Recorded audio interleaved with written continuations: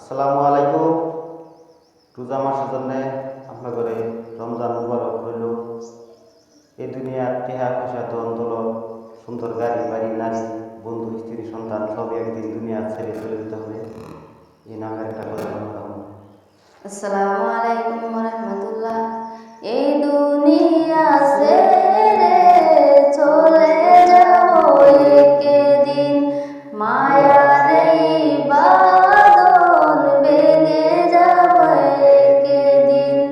এই দুনিয়া ছেড়ে চলে যাব একদিন, মায়ার এই বাঁধন ভেঙে যাবে একদিন।